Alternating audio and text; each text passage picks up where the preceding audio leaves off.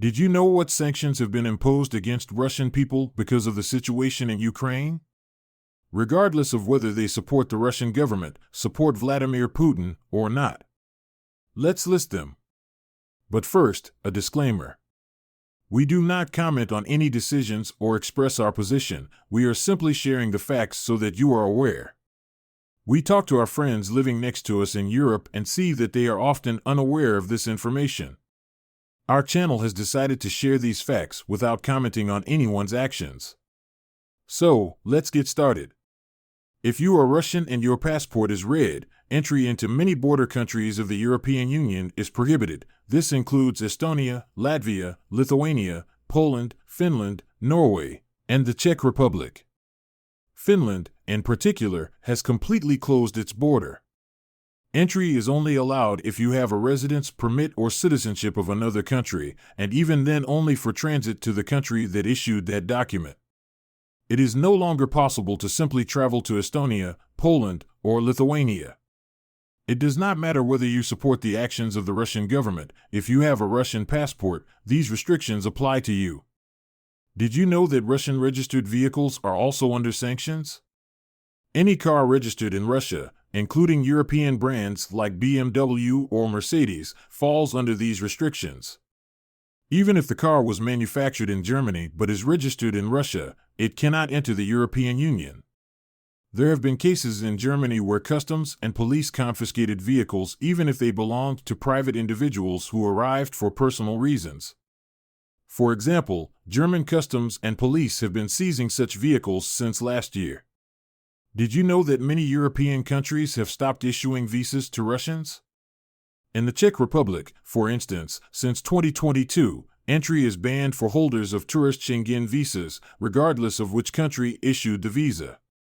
This has become a significant obstacle to traveling to Europe, where the visa process has become more complicated, processing times have increased, and rejections often occur without explanation. Were you aware that it is almost impossible for a Russian to open a bank account in Europe? Most banks refuse new Russian clients, even if they are long-term residents. Countries like Germany and Latvia have tightened the requirements for opening accounts, and some banks even freeze assets. Checks on the origin of funds have become standard practice, effectively cutting off access to financial services for Russians in the EU. Did you know that Russian athletes are almost entirely excluded from international sports? Restrictions have affected nearly all sports, except for tennis. Russian teams and athletes are disqualified, lose the right to participate in competitions, and even where they are allowed, special control measures are applied. The question remains, why is tennis an exception? Perhaps it is due to major sponsors and the popularity of tennis tournaments, but there is a noticeable lack of consistency in these actions. Now, let's talk about real estate and renting. In countries like Latvia and the United Kingdom, Russians can be denied the right to rent or purchase real estate. Transactions involving Russian citizens undergo strict checks, and sometimes their assets are simply frozen. In Estonia and the Czech Republic, requirements for buying property have become stricter, especially if there are questions about the origin of the funds. And that's not all. Medical services are also restricted in some countries. For example, in Latvia and Germany, there are cases where Russians are denied scheduled surgeries or other types of medical assistance, especially in public clinics. The same situation exists in education. Universities in some European countries may refuse to admit Russian students to state programs, fearing the risks associated with sanctions. And then there's culture. Did you know that Russian artists now often face canceled tours and bans from participating in festivals? In Germany and the Baltic countries, many institutions have refused to collaborate with Russian cultural figures, canceling exhibitions and tours. Relationships in the cultural sphere are also subject to sanctions, complicating international cultural cooperation.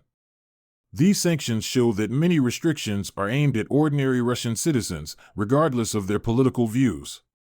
Once again, we would like to emphasize that we do not comment on these decisions or express our position. We are simply sharing the facts so that you are aware.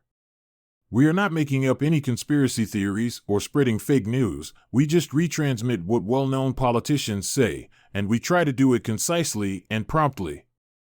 Subscribe, like, and help us promote this material.